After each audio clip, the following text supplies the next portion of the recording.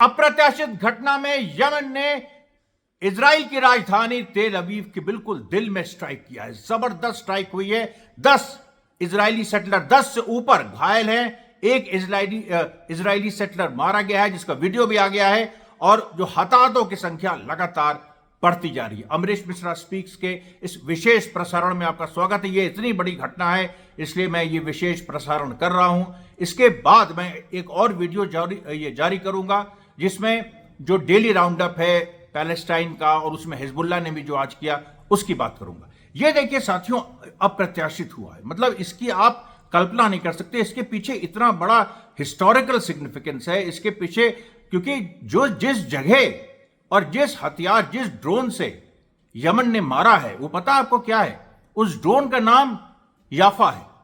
और जिस जगह वो ड्रोन जाके गिरा, इतना, अब देखिए 1000 किलोमीटर को क्रॉस करते हुए यमन से तेल अवीव, जिस जगह वो ड्रोन जाके गिरा है, उसका नाम भी जाफा।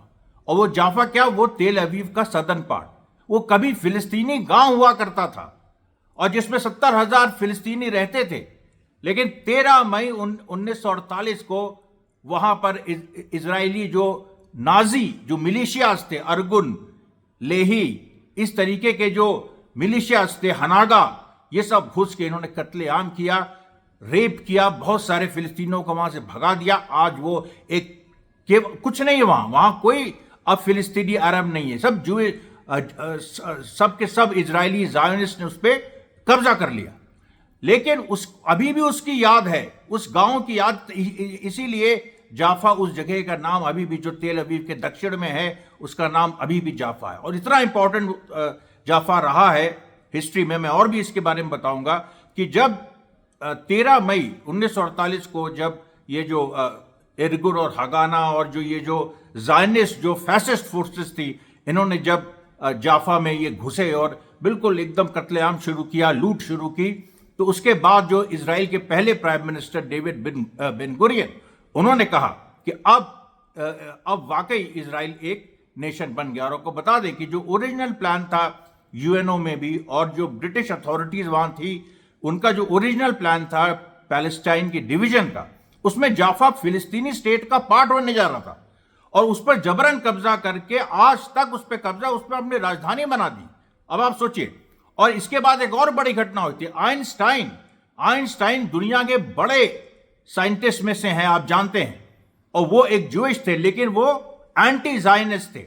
और जाफा में जब इस तरह से कब्जा किया, उन्हीं के एक तरह से जो जायनिस्ट भी सभी यहूदी थे ना, लेकिन आइंस्टाइन वो यहूदी थे जो विरोध करते थे जायनिज्म का। उन्होंने चिट्ठी लिखी जब जाफा का टेक ओवर हुआ 13 मई 1948 को। उसके बाद उन्होंने चिट्ठी लिखी, अमेरिकन प्रेसिडेंट को लिखी और डेविड बेन गुरियन को लिखी, और कहा कि ये जो दाग है, ये हमेशा, कभी ये यहूदियों पे हमेशा इसका भूत है, वो हमेशा मंडराएगा, और कभी भी तुम चैन की सांस नहीं ले सकते हो। ये आइंस्टाइन का कहना है, ये मेरा या किसी फिलिस्तीनी मिलिटेंट का नहीं कहना है। इसीलिए इजराइल का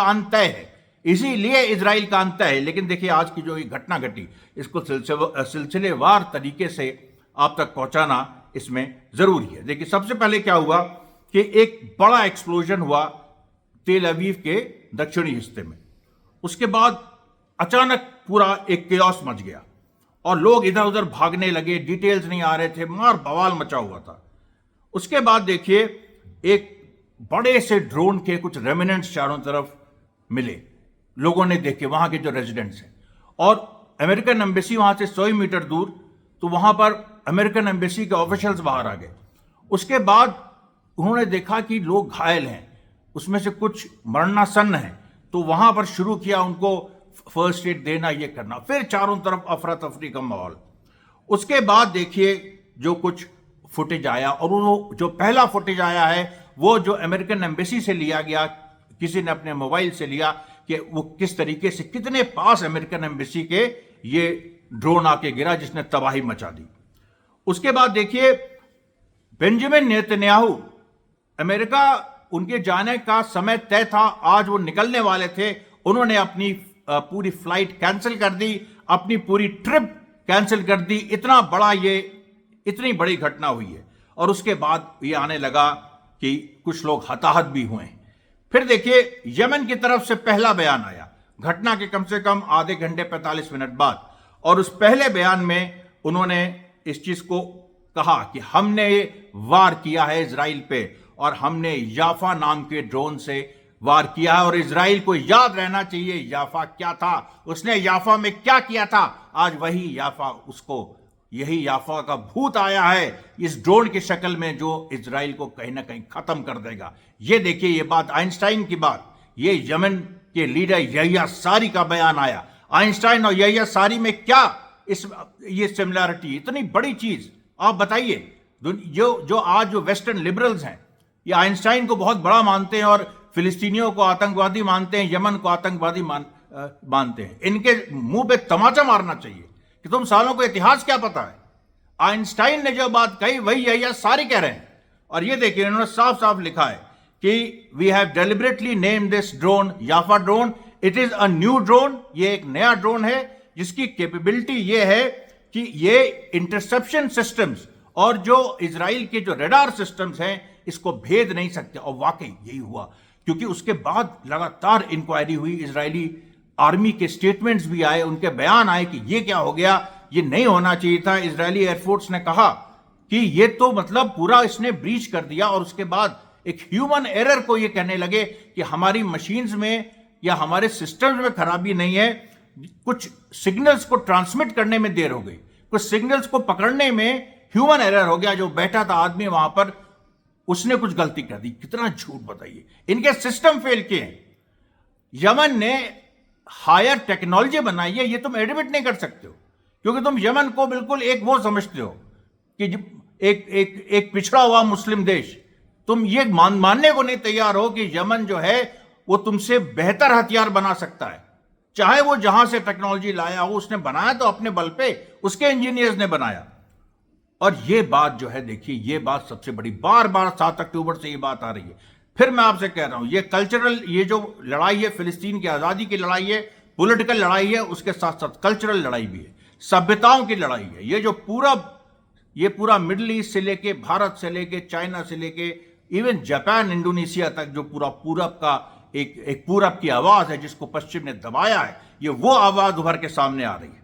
अब देखिए, अब उसके बाद ये पूरी बात आई कि यमन ने फिर एक बयान दिया और कहा कि ये मैसेज है बाकी अरब मुल्कों को भी कि अब भी समय है, जग जाओ, नहीं जगे तो देख लो यमन के पास क्या है। उसके बाद देखिए इजरायली जो आईडीएफ के स्पोक्स पर्सन का बयान आया, उन्होंने कहा कि जो ड्रोन तेल अवीव में एक्सप्लोड किया है ये इरानियन मेड है, मतलब इरानियन मेड हो गया, इरानियन बना वो यमन में, ईरान से लेके हिजबुल्ला से लेके इवन रशियन टेक्नोलॉजी उसमें है। जैसे भारत के बहुत सारे जो वेपन्स हैं वो उसमें रशियन टेक्नोलॉजी है। तो इसमें कौन सा इसमें वो है भाई, ये तो लेकिन यमनी दिमाग है ना जिसने इस तरह से सोचा और इस लेवल का हथियार बनाया जो इजराइल के सारे इक्विपमेंट्स को, डिफेंस जो सिस्टम्स हैं उनको पेनिट्रेट कर गया। उसके बाद इजरायली जो सेना ने और क्लैरिफाई किया कि ये जो प्रोटेक्शन सिस्टम्स हमने तेल अवीव पे, उनकी राजधानी, अभी तक ये था कि आयरन डोम है, वो उसको कोई पेनिट्रेट नहीं कर सकता। तो आईडीएफ कह रही है कि जो प्रोटेक्शन सिस्टम है वो 100% नहीं है और उसमें हम इन्वेस्टिगेट कर रहे हैं, लेकिन हम अभी से कह रहे हैं कि वो 100% नहीं है, सब चीज को नहीं रोक सकता। और हम एक असेसमेंट हम करेंगे और हम फिर उस पर बयान इशू करेंगे। अरे यार, तुम क्या बयान इशू करोगे? 7 अक्टूबर को 1200 इजरायली मारे गए, बहुत सारे तो तुम्हारी फोर्सेस ने मार दिए। हमास कईयों को उठा के ले गया सरेआम, कम से कम 200 से ऊपर इजरायली आईडीएफ के सोल्जर्स हमास ने मारे, और आज तक तुम उसके इन्वेस्टिगेशन तो कर नहीं पाए हो, उस पर बयान तक नहीं आया है कि एक रेजिग्नेशन उस पर नहीं हुआ है। और तुम कह रहे हो कि इस चीज पे, इतनी बड़ी चीज पे जो सीधे हमला हुआ है इजराइल के हार्ट में, उसका तुम इन्वेस्टिगेशन करोगे। अब उसके बाद देखिए क्या हुआ। उसके बाद जो इजराइल है, इजराइल ने फ्लाइंग पेट्रोल्स 6 प्लेन हर 15 मिनट में, 6 प्लेन हर 15 मिनट में लगातार, अभी तक जब से ये इंसिडेंट हुआ दोपहर के कुछ पहले और अभी तक, मतलब थोड़ा सा आप समझ लीजिए दोपहर नहीं, ये सुबह जब हल्की सी लाइट ब्रेक कर रही थी, फिर भी अंधेरा था, 4 या 5 बजा होगा उस समय इजराइल टाइम के हिसाब से, तो उस समय ये पूरा स्ट्राइक हुआ था। उसके बाद हर 15 मिनट में 6 इजरायली प्लेन लगातार उड़ाने भर रहे हैं और वो कोशिश कर रहे हैं उनका कहना है कि कोशिश कर रहे हैं कि और कोई ड्रोन ना आए। तो यमन ने इस पे जवाब दिया। यमन ने कहा कि हमारे पास इससे भी बड़े हथियार है और हम अपने ड्रोन छोड़ेंगे, तुम हमको नहीं रोक सकते हो। और इजराइल को चिढ़ाने के लिए यमन ने यह भी कहा कि आज मोहम्मद दैफ और सिनवार, आज मोहम्मद दैफ और यहिया सिनवार मुस्कुरा रहे होंगे। ये बात यमन ने कही। बताइए कितनी बड़ी बात है। सीधे सॉलिडारिटी दिखाता है कि यमन और फिलिस्तीनी रेजिस्टेंस की सॉलिडारिटी, कि वो कह रहे हैं कि मोहम्मद दैफ और यहिया सिनवार के लिए ये हमने किया। वो लोग जिस बहादुरी से लड़े हैं उनकी बहादुरी की सलामी के लिए किया। ये देखिए पूरी बात। उसके बाद आप देखिए तो ये जो पूरा एक क्लैरिफिकेशन यमन की तरफ से आया कि ये हमने लोकली बनाया है इस वेपन को, हमारे, लेकिन ये लास्ट वेपन नहीं जो मैं बार बार कह रहा हूं, हमारे पास वो भी हथियार हैं जो 2000 किलोमीटर से आगे की स्ट्राइक कर सकते हैं। उसके बाद इजराइल के अपने बयान आते रहे कि नहीं ईरान का हाथ है, ईरान का हाथ है, लेकिन इसमें बार बार यमन उसको ये करता रहा कि भाई हम टेक्नोलॉजी कहीं से भी ले सकते हैं, हम फ्री हैं। अब उसके बाद क्या हुआ कि यमन का एक खतरनाक बयान आ गया। उस बयान ने कहा कि पूरा का पूरा तेल अवीव एक अनसेफ जोन है। यमन ने कहा पूरा तेल अवीव एक अनसेफ जोन है, इसकी सुरक्षा नहीं की जा सकती। ये सीधे हमारे निशाने पे है। पूरा तेल अवीव हम कभी भी बर्बाद कर सकते हैं। उसके बाद आप देखिए इजरायली एयरपोर्ट, वो जो एयरफोर्स है, उसने इन्वेस्टिगेशन किया। It shouldn't have happened. अरे shouldn't have happened, it happened. What could you do? क्या उखाड़ लिया तुमने? अब उसके बाद देखिए फिर वही ह्यूमन एरर की बात आती है, वही उसी को रिपीट कर रहे हैं। और जो इजराइल के जो ऑपोजिशन लीडर हैं यार लपेड, उन्होंने कहा ये और एक बड़ा प्रूफ है, इजराइल का ऑपोजिशन लीडर, कि ये एक बड़ा प्रूफ है कि नेतन्याहू के पास अब वो दिमाग भी नहीं रहा कि वो अपने देश की सिक्योरिटी कर सकता है। अब इसको रिजाइन कर देना चाहिए और इसको हमास से डील करनी चाहिए। ये बात इजराइल के ऑपोजिशन लीडर यार लपेड ने कही कि ये इंसिडेंट प्रूव करता है कि नेतन्याहू के पास अब कुछ नहीं बचा है। अब उसके पास कोई जो इजराइल के पास चीजें हैं वो भी इस्तेमाल नहीं कर पा रहा है। अब इसको रिजाइन कर देना चाहिए, हमास से डील होनी चाहिए और जो होस्टेजेस जो हैं उसके हमास की कैद में, उनको छुड़ाना चाहिए और फिलिस्तीनी कैदियों को जितने भी संख्या हमास कह रहा है उतनी संख्या में इनको छोड़ना चाहिए। और अब आपको मैं बताता हूं जाफा का जो इतिहास है। देखिए जाफा जेरूसलम के नजदीक है और जेरूसलम का इतिहास आप जानते हैं कि 1099 में सबसे पहले मुस्लिम रूल से जेरूसलम क्रिश्चियन क्रूसेडर्स ने लिया। उसके बाद 1187 एडी में सलादीन ने दोबारा जेरूसलम से क्रिश्चियन फोर्सेस को हरा के फिर से मुस्लिम कंट्रोल में जेरूसलम को लिया। उसके बाद 1192 एडी में ट्रीटी ऑफ जाफा होती है। सलादीन और रिचर्ड द लायन हार्ट जिसको कहा जाता है था, वो उसमें वो कोई लायन हार्ट नहीं था, वो इंग्लैंड का किंग था जिसने काफी मासूमों को मारता था। और सलादीन वो था जिसने जेरूसलम कैप्चर करने के बाद किसी भी मासूम क्रिश्चियन को नहीं मारा, औरतों और बच्चों इवन मर्दों को जाने दिया। हम इस तरह से नहीं मारेंगे, I am Saladin, I am not like you. ये इस पर फिल्म भी है किंगडम ऑफ हेवन, उसमें आप देख लीजिए। हॉलीवुड फिल्म है, अच्छी फिल्म नहीं है, पूरी तरह से सच्चाई नहीं दिखाती, लेकिन फिर भी उनको इंक्लूड करना पड़ा, I am Saladin, I am Saladin. तो ये देखिए जो सलादीन ने 1187 एडी में जेरूसलम को वापस लिया, उसके बाद 1192 में जाफा की ट्रीटी हुई और उस जाफा की ट्रीटी में मुस्लिम जो होल्ड है जेरूसलम के ऊपर और ज्यादा कंसोलिडेट हुआ। फिर 1229, ये जो 9 जो फिगर है ये देखिए बार बार जाफा की हिस्ट्री में आएगा। फिर 1229 में एक और जो सलादीन के एक डिसेंडेंट थे और जो Frederick II Holy Roman Empire का किंग था, उसमें एक और ट्रीटी हुई जिसको ट्रीटी ऑफ जाफा कहते हैं, जिसमें Muslim rule, the second treaty of Jaffa कहते हैं, जिसमें मुस्लिम रूल और ज्यादा कंसोलिडेट हुआ।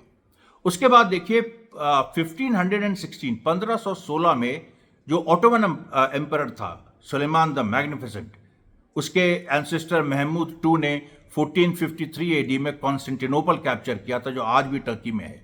और फिर 1516 एडी में जेरूसलम पे जो वहाँ के जो लोकल जो एक मुस्लिम डायनेस्टी थी उसको हटा के ऑटोमन्स ने वहाँ पर 1516 एडी में जेरूसलम पे कब्जा कर लिया, और उसके बाद, और उस समय सुलेमान द मैग्निफिसेंट जो ऑटोमन एम्पायर था उसका रूल था, और उसने एक ऐसा लिबरल रिजीम वहाँ पर कायम की कि जूइश, क्रिश्चियन, मुस्लिम सब उसकी सेना में भी थे, और उस शहर में भी, जाफा में, वो आराम से रहते थे। अब देखिए, अब हिस्ट्री एक पूरा लीप लेती है। 1917 में फर्स्ट वर्ल्ड, अच्छा हाँ, इसके पहले एक 1799, देखिए फिर 1799 में नेपोलियन ने जाफा पे अटैक किया था, जब वो इजिप्ट के उस पे आया था। उसने इजिप्ट पे कब्जा किया, फिर फिलिस्तीन पे हमला किया था, और जाफा पे उसने हमला किया 1799 में। ये भी एक बड़ा महत्वपूर्ण उसका पार्ट है, लेकिन वो जाफा को पूरी तरह से ले नहीं पाया। उसके बाद नेपोलियन को वापस जाना पड़ा। फिर देखिए 1917 में जो फर्स्ट वर्ल्ड वॉर में जब टर्की, जब ऑटोमन एम्पायर की हार हुई, उसके बाद ब्रिटिश और फ्रेंच फोर्सेस 1917 में उन्होंने जाफा पे कब्जा किया। फिर तो आप जानते ही पैलेस्टाइन में, और जो ऑटोमन एम्पायर की जो बाकी टेरिटरीज थी, जो अरब टेरिटरीज थी, उसको इंग्लैंड और फ्रांस ने आपस में बांट लिया। उनके ऊपर इनका मैंडेट स्थापित हो गया। फिर पैलेस्टीनियन मैंडेट एक बना, और पैलेस्टीनियन मैंडेट में पूरा अंग्रेज़ों ने जो इस तरह के ज़ायनिस्ट फोर्सेस हैं, इनको बाहर से आके सेटल होने दिया। फिलिस्तीनी जिस तरह से बेदखल हुए, उसको उन्होंने और ज़्यादा गति दी। ऊपर से दिखाते रहे कि नहीं नहीं, हमारे लिए तो अरब्स और जूज एक ही हैं, लेकिन सच्चाई में मतलब जो यथार्थ है, यथार्थ में वो पूरी तरह से उनका ये था कि यहाँ पर एक जूइश स्टेट बने। ये तो बैलफोर डिक्लेरेशन में ही आ चुका था 1917 में। 1917 में ही जब जाफा पे इन्होंने कब्जा किया, तभी आ गया था। लेकिन वही मैंने जो शुरू में बात कही थी कि जो यूएन प्लान था, यूएन प्लान ने इस बात को कहा था कि Jaffa will be part of a future Palestine state. लेकिन उसके बाद जिस तरीके से जाफा में जो जूइश मिलिशियाज हैं, जो ज़ायनिस्ट मिलिशियाज, जो अर्गुन और हनागा और इस तरह की, जिसमें जो आगे जाके इजराइल के प्राइम मिनिस्टर हुए, यत्जाक रबीन और मेनाकेम बेगिन, इस तरह के लोग उसमें थे। ये मतलब बिल्कुल गली के गुंडे थे ये, जो इस तरह की मिलिशियाज लीड करते थे, जो एक जनरल पूरा कत्लेआम करता था, मैसाकर करता था। और आपको बता दें कि जब इन लोगों ने 9 अप्रैल 1948 में देर यासिन मैसाकर, आपने सुना होगा, बहुत फेमस है। देर यासिन जो गांव है, जो इस समय तो एक जूइश सेटलमेंट बन गया है, तो वहां पर मैसाकर हुआ। 254 निर्दोष फिलिस्तीनियों को, सिविलियंस को, औरतों और बच्चों को वहां पर मारा, वहां पर बलात्कार हुए, बहुत सारी एट्रोसिटीज हुई। उसके बाद एक आतंक फैल गया वो, और उसके बाद जो इस तरह की मिलिशियाज हैं, इन्होंने आगे बढ़ना शुरू किया, और फिर 13 मई 1948 में इन्होंने जाफा को ले लिया। और जाफा फिलिस्तीनी, एक, मैं बार बार कह रहा हूं क्योंकि आज तक इस चीज को हमास कहता है कि एक जो पैलेस्टीनियन स्टेट बनेगा उसका कैपिटल जेरूसलम होगा, लेकिन जाफा भी उसका हिस्सा होगा, और जाफा इस समय तेल अवीव का हिस्सा है। तो आप सोच लीजिए कितनी बड़ी बात है। तो ये देखिए एक ब्रीफ में इसकी पूरी हिस्ट्री है। मैं आपको फिर से आपको लेटेस्ट सिचुएशन में लाता हूं। 17 इजरायली सेटलर्स जो हैं, या 17 इजरायली सिटीजन्स जो उस एरिया के हैं, जो जिसको अभी भी कभी कभी जाफा कहा जाता है। आप जाइए, मतलब कभी कोई इजराइल गया हो तो वो जो टूरिस्ट गाइड है वो आपको बताता है कि देखिए यहाँ पर जाफा था। कुछ पुराने अरेबिक घर भी उसमें बचे हैं, क्योंकि बाकी जितने घर हैं बहुत बड़े स्केल पे वहाँ लूटिंग हुई।